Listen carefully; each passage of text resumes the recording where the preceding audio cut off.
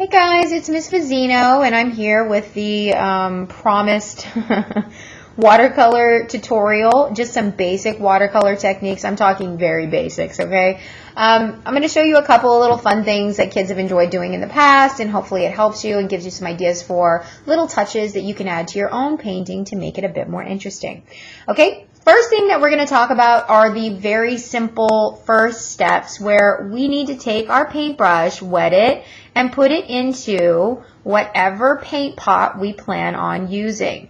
This is very silly, I know, and it seems like, come on, everybody knows this, but you'd be surprised. I see a lot of kids go straight to the dry paint and just start digging it straight up, smearing it onto their paper, and then they can't figure out why it looks so funky, okay?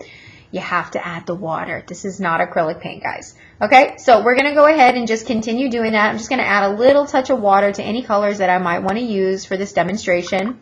And the first thing I think I can show you is just really simple how to use a small detail brush like this one right here. Can you see it? Okay, so this is a really small detail brush. If you're trying to do a background, I wouldn't suggest using this one. It'll take you forever, but we're going to use this for this demonstration, okay? So first thing, take your paintbrush. You can wet it a little bit if you want to, and if you're trying to just create a nice smooth line, just kind of lift it off the paper.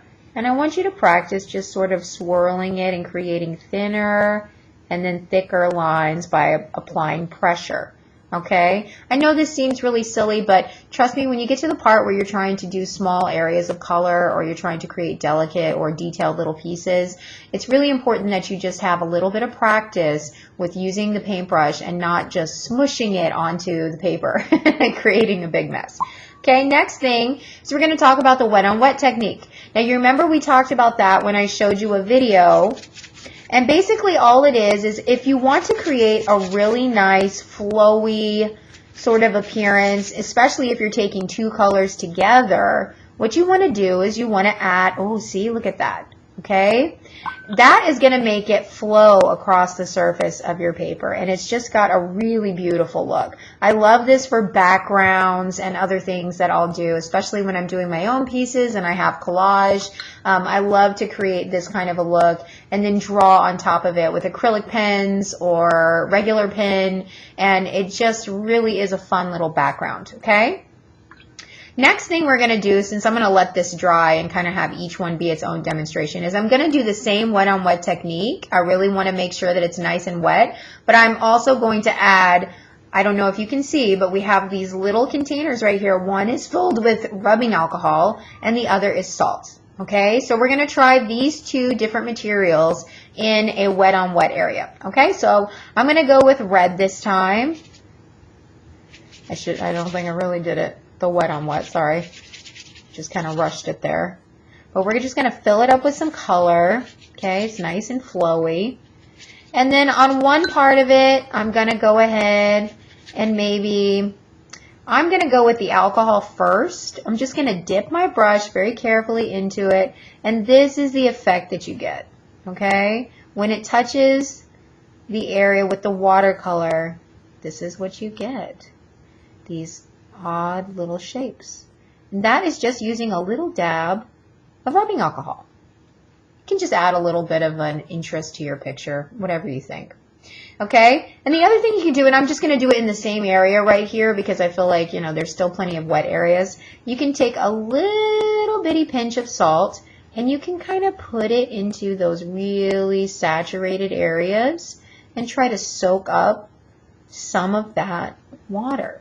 Okay, some of that watercolor. And it's hard to see, I know, but what you can see is that it's kind of crystallizing and it's soaking up the paint and it gives it an interesting little texture. Okay, just something fun to add to your picture. Now the last one is the one that everybody loves, and I debate doing it every year because I always get kids wanting to do it and it always creates such a huge mess. So just a warning, if any other teachers are watching this and trying to show it to your kids, this is going to be a hassle when it dries. But the kids love it. It's always the most fun one that we do. So I'm going to go ahead and give it a shot. So I'm just going to put some glue down, okay? In this case, it's Mod Podge because that's what I have on hand. And then I'm going to take the salt that we were using before, and I am gonna coat it, okay? And I do mean coat. If you're doing this and you see kids trying to pinch salt on here, tell them to give it up and douse it with a ton of salt, okay? You can just shake it around a little bit, keep it away from the other wet areas, and then just tap off the excess, okay? And you're left with this weird, funky little shape. Well, this is the fun part, and this is what all of the kids love. I'm just going to add a touch more because it looks like maybe, okay? And you are going to have fun doing this. This is what the kids absolutely adore, painting the little salt areas, okay? And I always see the kids doing this. They kind of blend it from color to color. That's the fun part for them. So you just go down the line of all your colors here. Go around. Okay. Go to purple. Just blending the colors. And then maybe I'll do like a little, I don't know, a little bit of black right here for my dot. Okay? That's the fun one. That's what everybody loves. Also, you can see a couple other techniques that a lot of kids like to do for their background if they feel like it's interesting, is you can just pick it up and sort of tilt the watercolor around if you want to get that drip effect. That was an accident, but a lot of kids really like how that looks. So you could always tell them to do that. I also always keep a couple of old hair dryers on hand in the classroom so that if they want to put the watercolor in there, and I've done this before myself, and then they want to turn on the blow dryer and kind of shoot the air around, it gives it a really cool drip effect. It can just add a nice little something to your picture. So anyway, I hope you guys enjoyed. This is a very brief, very quick tutorial. I want you guys to have fun with your watercolors today. Try out some different techniques, enjoy yourselves, and hopefully your paintings will come out amazing. All right, guys. Good night.